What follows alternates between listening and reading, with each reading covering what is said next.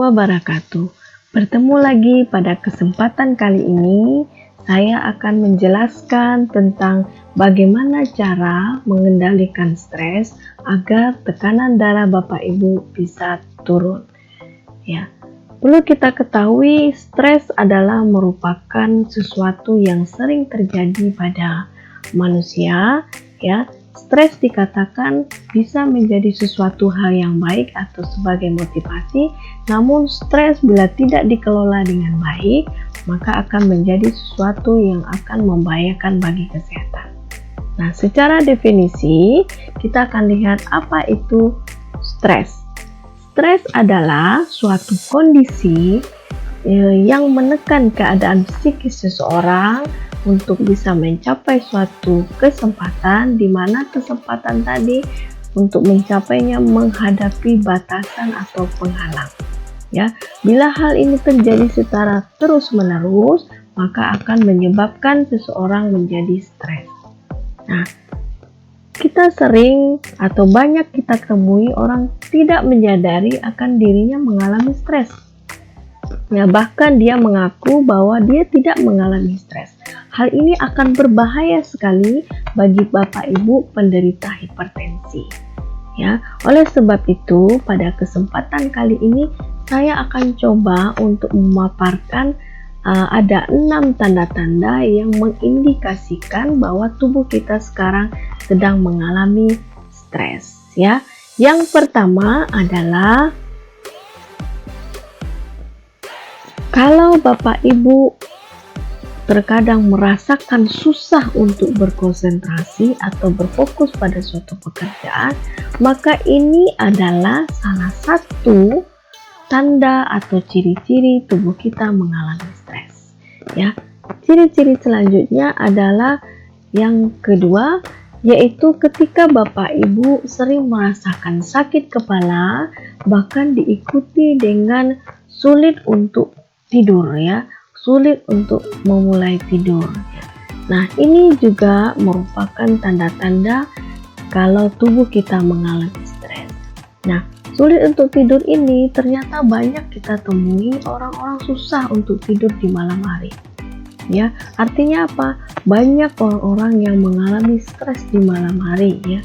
Akibat stres, akhirnya sulit untuk tidur. Nah, di dalam kesehatan, gangguan dalam tidur ini kita sebut dengan kondisi insomnia. Ya, jadi waspada Bapak Ibu kalau menderita atau mengalami kondisi seperti ini. Yang ketiga, ya. Nah, ketika seseorang sulit mengalami atau sulit untuk tidur, kemudian diikuti dengan nyeri kepala, maka kebanyakan kita atau kebanyakan orang itu akan cenderung langsung menggunakan obat tidur atau obat menghilangkan nyeri. Nah, hati-hati Bapak Ibu, ketika obat ini digunakan dalam konsumsi yang lama, itu akan berefek samping tidak baik bagi organ tubuh yang lain.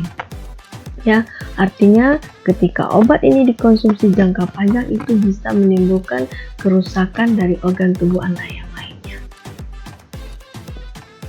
Nah, tanda yang ketiga adalah ketika Bapak Ibu sering mengalami sakit atau nyeri di daerah leher atau punggung.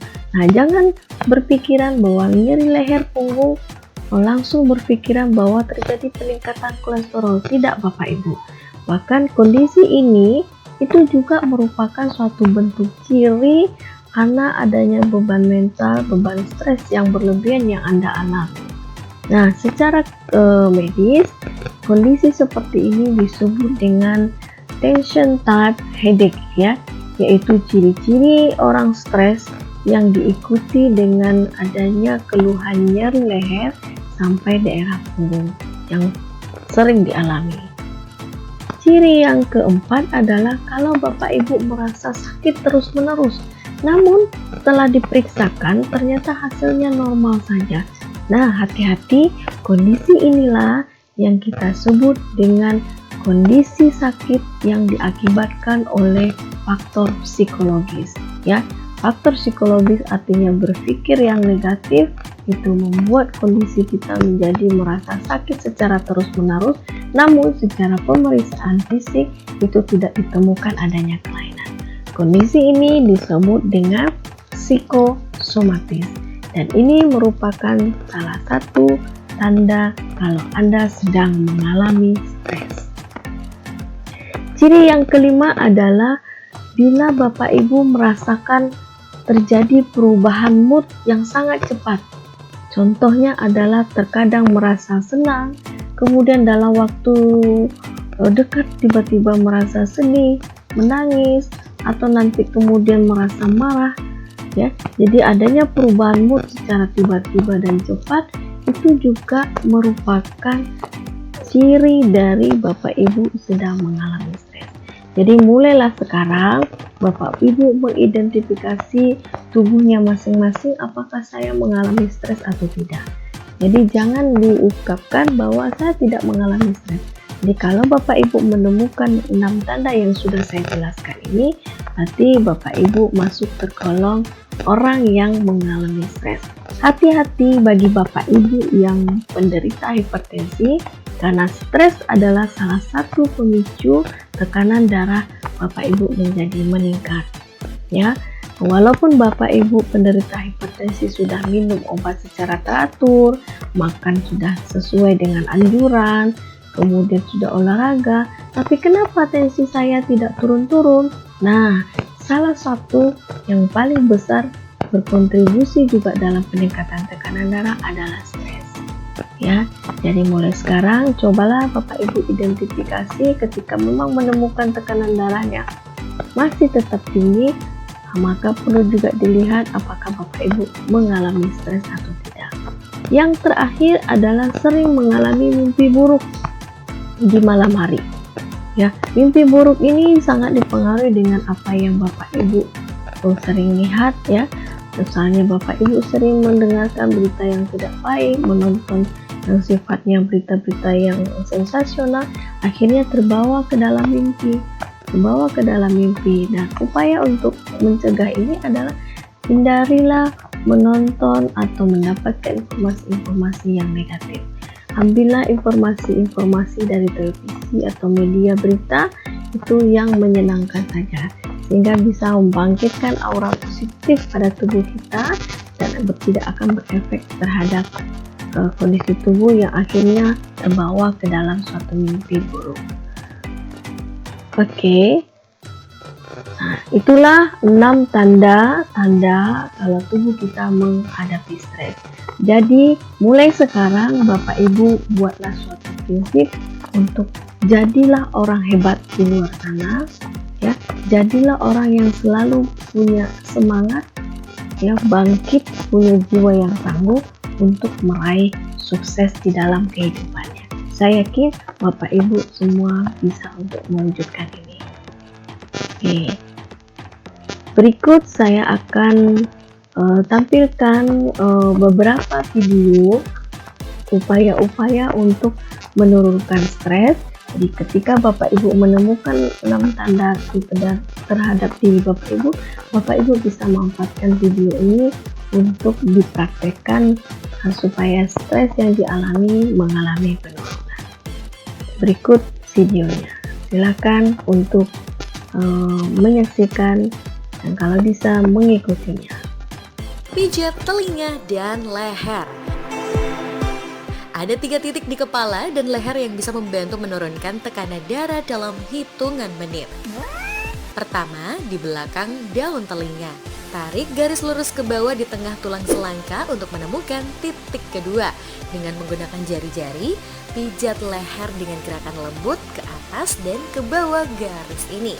Ulangi 10 kali di kedua sisi leher. Selanjutnya, titik telinga ada pada wajah dengan ketinggian daun telinga sekitar setengah senti dari telinga. Pijat di kedua sisi dengan ujung jari selama sekitar 1 menit dalam gerakan memutar berlawanan arah jarum jam. Memijat bagian-bagian ini akan meredakan ketegangan pada otot leher dan mengembalikan aliran darah tepat ke otak. Silahkan dicoba guys. Urutan kedua, Coba akupresur. GB20 atau wine pool adalah salah satu titik akupresur paling efektif untuk perawatan tekanan darah tinggi. Kalian dapat menemukan titik-titik ini tepat di pangkal tengkorak dalam tekanan di kedua sisi tulang belakang. Aktifkan keduanya secara bersamaan dengan menekannya ke ibu jari. Dalam 1 atau 2 menit kamu akan merasa bahwa sakit kepala menjadi jauh lebih baik. Silahkan nih guys, ada yang penasaran kan? Mending langsung aja deh dipraktikan. Di urutan ketiga, latih pernapasan pada lubang hidung sebelah kiri. Pernapasan perut dengan bantuan lubang hidung sebelah kiri akan membantu mengontrol tingkat tekanan darah, merelaksasi pembuluh darah, dan mengurangi hormon stres. Untuk melakukannya, duduklah di lantai atau di kursi dalam posisi yang nyaman dengan posisi punggung lurus. Letakkan tangan kiri di perut. Tutup lubang hidung kanan dengan ibu jari kanan. Ambil nafas dalam-dalam melalui lubang hidung kiri, tahan selama beberapa detik, lalu bernafas. Bernafaslah perlahan dan dalam hanya melalui lubang hidung kiri selama sekitar 3 hingga 5 menit. Ingat, jangan ambil nafas kelamaan atau tahan nafas sedalam-dalamnya. Hehe.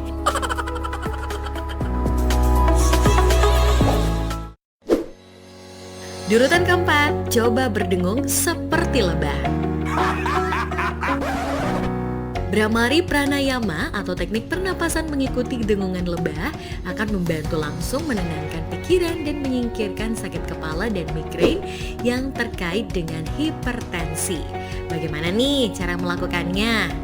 Duduklah di lantai dalam posisi yang nyaman dengan punggung lurus. Tempatkan jari telunjuk di tulang rawan kedua telinga. Ambil nafas dalam-dalam. Saat mengeluarkan nafas, buatlah bunyi berdengung seperti seekor lebah dan berikan tekanan ringan pada tulang rawan telinga secara bersamaan. Ulangi latihan ini 7 hingga 10 kali dan rasakan gimana perbedaannya. Di urutan kelima, dengarkan musik klasik. Mendengarkan musik yang menenangkan seperti musik klasik, Celtic, atau India bisa membantu menurunkan tingkat tekanan darah. Terutama jika menggabungkannya dengan latihan pernafasan atau meditasi. Ini terjadi karena musik klasik bisa menghasilkan efek menenangkan pada tubuh dan mengurangi hormon stres dan kortisol. Para peneliti percaya bahwa musik yang bisa membantu mengurangi tekanan darah biasanya punya sedikit perubahan dalam volume ataupun ritme, tidak memiliki lirik, dan memiliki bagian yang diulang pada interval tertentu.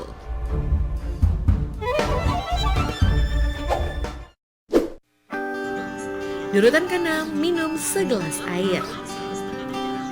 Dalam beberapa kasus, tekanan darah tinggi disebabkan oleh dehidrasi. Ketika mengalami dehidrasi, volume darah dalam tubuh menurun dan sebaliknya. Resistensi verifer justru meningkat. Untuk menghindari kondisi ini, setiap merasakan gejala hipertensi, cobalah minum segelas atau 2 gelas air putih. Ini akan membantu mengembalikan volume darah dalam tubuh dan mengurangi tekanan darah. Jadi biasakan minum air putih karena air putih itu selalu menyehatkan.